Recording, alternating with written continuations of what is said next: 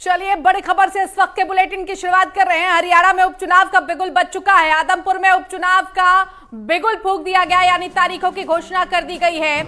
आपको बता दें कि आदमपुर में उपचुनाव का ऐलान हो चुका है। 3 नवंबर को वोटिंग होगी, 6 नवंबर को नतीजे सामने आएंगे।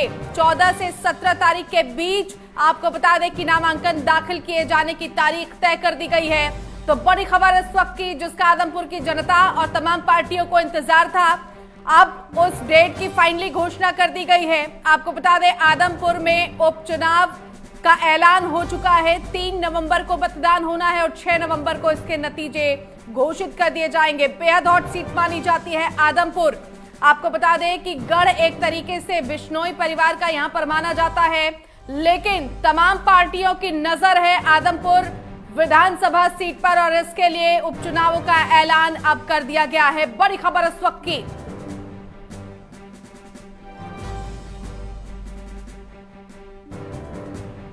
बिश्नोई परिवार का गढ़ आदमपुर की विधानसभा सीट, जहां से आपको बता दें कि कुलदीप बिश्नोई लंबे अरसे तक विधायक रहे। बाद में उन्होंने कांग्रेस का दामन छोड़ा, इस्तीफा दिया, जिसके बाद ये सीट खाली हुई और अब आपको बता दें कि यहां पर उपचुनाव के लिए ऐलान कर दिया गया है। तारीखों की घोषणा कर दी गई है। कई कयास लगाए जा रहे हैं।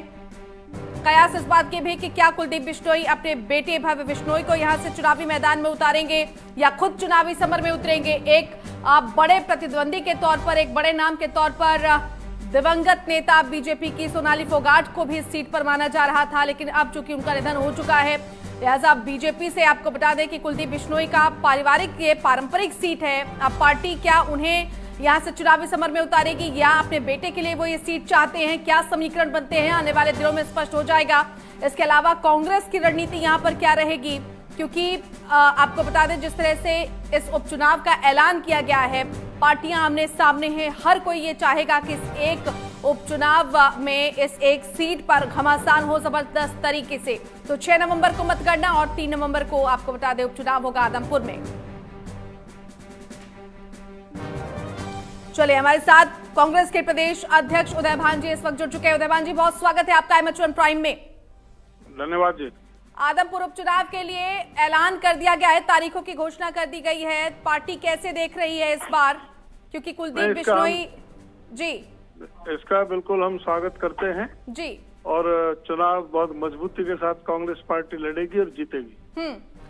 अब उदय भान जी, जिस तरह से बिश्नोई परिवार का गढ़ रही है, आप जानते हैं कि अब कुलदीप बिश्नोई साहब पार्टी के साथ नहीं है, कहीं और हैं, तो ऐसे में किसी मजबूत और देखा जाए तो सियासी तौर पर किसी कद्दावर चेहरे को यहाँ पर उतारना होगा। पार्टी ने क्या किसी के नाम पर विचार किया है? क्या रणनीति रहेगी पार्टी की यहाँ पर? अब आप इंतजार करिए जी। अभी इलेक्शन डिक्लेयर हुआ है, मीटिंग होगी, सब पर चर्चा होगी। हमारे पास बहुत लंबी लाइन है जो टिकट चाहने वालों की, उन पर हर चीज पर विचार विमर्श होगा और उसके बाद में निर्णय लेंगे। बहुत मजबूत प्रत्याशी आएगा। आदमपुर हमेशा से कांग्रेस का गढ़ रही है और कांग्रेस पार्टी जीतेगी। हाँ उदय भान जी, लेकिन आपने कहा कि लंबी लाइन है, एक अनार 100 बीमार वाली स्थिति हर पार्टी के लिए होगी। कुछ पार्टियों का तो क्लियर है। कांग्रेस के लिहाज से अगर देखें, क्या समीकरण देखे जाएं उदय भान जी, क्या क्राइटेरिया रहेगा? गढ़ तो कांग्रेस का रहा, लेकिन चेहरा कहीं और जा चुका है। सीधा है, जो वहाँ पर सबसे बेहतरीन कैंडिडेट होगा वो उतारा जाएगा, विनिंग कैंडिडेट।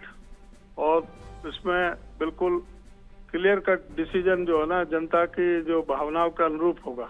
जी उदय भान जी, एक ये मौका रहेगा अब कांग्रेस को भी यहाँ पर अपनी ताकत दिखाने का। एक सीट के लिए भले ही सीट एक है, लेकिन कांटे की लड़ाई होनी चाहिए, क्योंकि ये एक मौका होगा सत्ता पक्ष को भी ये बताने के लिए कि जनता पर क्या उनकी नब्ज सही है या पकड़ कमजोर हुई है। एक बड़ा सुनहरा मौका होगा कांग्रेस के लिए।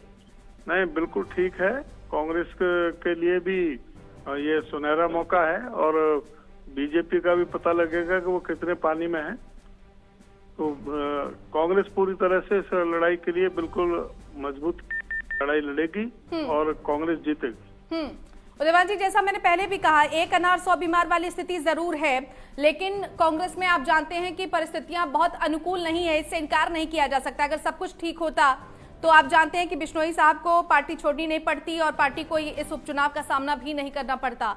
तो इस बार उस पकड़ को मजबूत करने के लिए क्या रणनीति रहेगी? परिस्थितियां बिल्कुल अनुकूल हैं। कांग्रेस पार्टी की सीट है, कांग्रेस पार्टी रहेगी। जो कुलदीप बिश्नोई गया है वो तो जो है ईडी और सीबीआई से बचने के लिए गया है जी।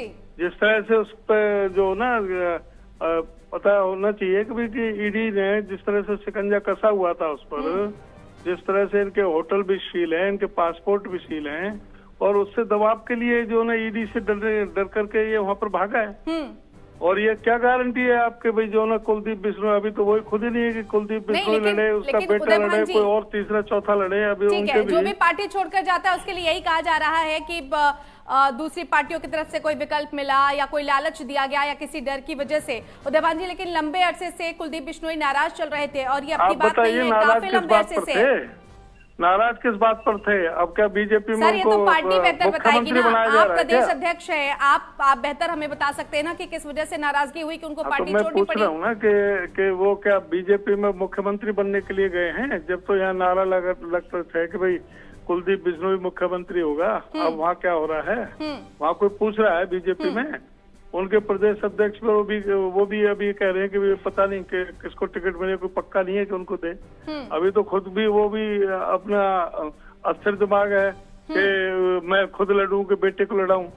और बीजेपी वाले कहते हैं कोई जरूरी नहीं है कि इन्हीं बाप बेटों में से किसी को लड़ा जाए, कोई तीसरा भी हो सकता है। अभी तो उसी की गारंटी नहीं है। और कुलदीप बिश्नोई ने जिस तरह से पार्टी के साथ धोखा किया, जिस तरह से आदमपुर की हल्का की जनता के साथ में विश्वासघात किया, तो लोग बहुत आहत हैं, कुलदीप बिश्नोई से बहुत नाराज हैं और कुलदीप बिश्नोई को चुनाव में सबक सिखाएंगे कांग्रेस पार्टी। उदयभान जी, लेकिन कांग्रेस उसे कैसे भुनाएगी? इस नाराजगी को कांग्रेस आदमपुर में कैसे भुनाएगी? आप कह रहे हैं कि पार्टी उनसे नाराज है, दूसरी तरफ कुलदीप बिश्नोई साहब ये कह रहे हैं कि यहाँ की जनता मेरे समर्थन में खड़ी है, पार्टी उन्होंने भले ही छोड़ी हो लेकिन जनता के बीच वो जरूर खड़े रहे हैं।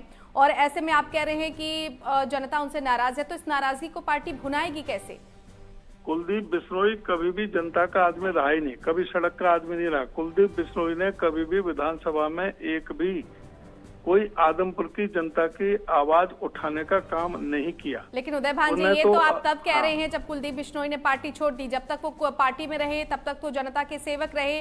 कितने स्टेटमेंट आप लोगों की पार्टी की तरफ से दिए गए? आप चूंकि पार्टी छोड़कर जा चुके हैं तो वो जनसेवक नहीं थे। हमारी तरफ से कोई स्टेटमेंट नहीं गया। स्टेटमेंट वही देते रहे, वही देते रहे और अपने पिताश्री चौधरी भजनलाल जी का नाम का हवाला देते रहे। और उन्हीं के नाम से जो भी आज है, जो भी कुलदीप बिश्नोई है, सिर्फ उनके वजह से ही वोट मिलती थी इनको। और अब पता लगेगा कि कितने पानी में। ठीक है, अब उनके बिना चुनाव लड़ेंगे जी। अच्छा ठीक है उदयभान जी, मुख्य प्रतिद्वंदी क्या आप अभी भी कुलदीप बिश्नोई को मान रहे हैं? भले ही अभी टिकटों का ऐलान नहीं किया गया है, चाहे उनके बेटे भव्य बिश्नोई कोई भी चुनावी मैदान में हो, तो मुख्य प्रतिद्वंदी के तौर पर कांग्रेस क्या उन्हें ही देख रही है? मुख्य प्रतिद्वंदी कांग्रेस और भारतीय जनता पार्टी आमने सामने होगी और कोई तीसरा कोई नहीं है। उम्मीदवार चाहे कोई भी हो, किसको मिलती है उससे कोई नहीं, मतलब कांग्रेस और भाजपा का मुकाबला रहना है। ठीक है उदयभान जी, एक जरा आपसे ये भी मैं समझने की कोशिश कर रही थी कि ऐसे क्या कुछ नाम चर्चा में हैं जिनकी नब्ज और जिनकी पकड़ आदमपुर की जनता पर अच्छी है? कुछ ऐसे नामों की जानकारी आपको भी होगी, हालांकि वक्त आने पर आप उसको रिवील करिएगा, लेकिन फिर भी क्या किस आधार पर यहाँ पर टिकट दिए जाएंगे?